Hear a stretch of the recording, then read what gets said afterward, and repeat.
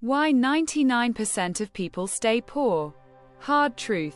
Most people will live their entire lives without ever escaping financial struggle. The reason is not a lack of intelligence or even a lack of effort.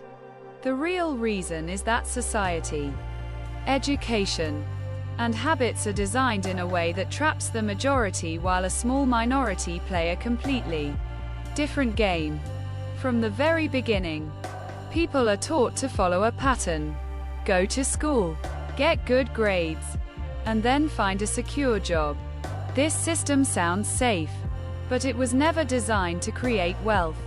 Schools prepare people to become good workers, not to become financially independent. They teach how to follow instructions, but not how to control money. That is why many people know mathematics, literature, and history but remain completely unprepared to deal with taxes, investments, debt, or building assets. Once people leave school and begin working, the trap becomes even tighter.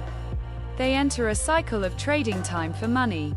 Every paycheck depends on showing up, day after day. The moment they stop working, the income disappears. It is survival, not freedom. Meanwhile, the wealthy understand that true wealth comes from building systems, assets, and investments that generate income even when they are not physically working. Debt adds another layer to the trap. The moment people start earning, society pushes them to spend, get a car, upgrade the phone, buy the latest clothes, live in a better apartment, credit cards, loans, and buy now pay later schemes make it possible to look rich while staying poor. At first, this feels like progress, but over time it becomes a prison. Debt forces people to keep working, not to build wealth, but simply to pay for the things they already consumed. The banks collect the interest, while the worker loses their future freedom. Consumerism makes the problem even worse.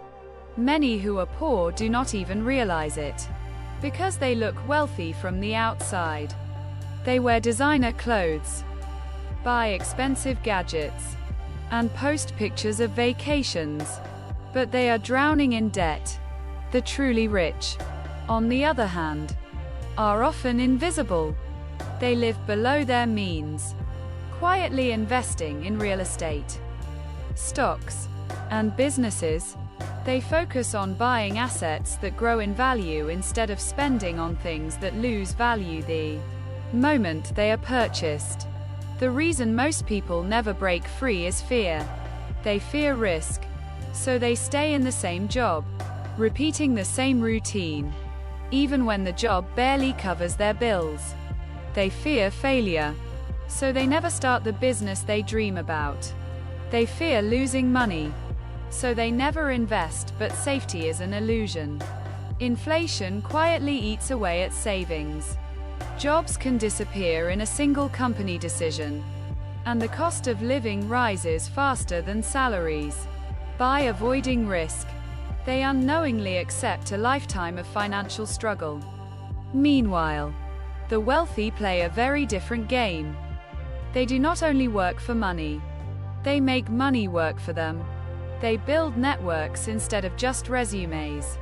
They use leverage, borrowing money not to spend but to invest. They understand how to legally reduce taxes, how to multiply their income streams, and how to create wealth that outlives them.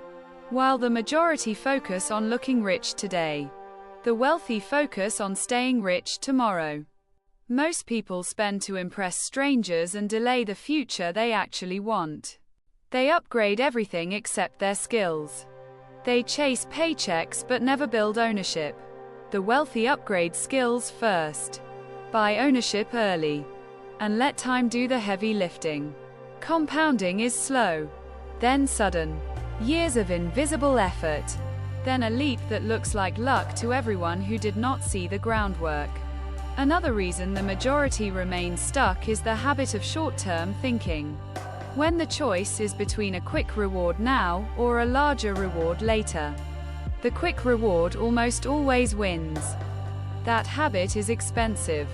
It trades a lifetime of potential for a moment of comfort. The minority train themselves to wait. They put money into things that grow.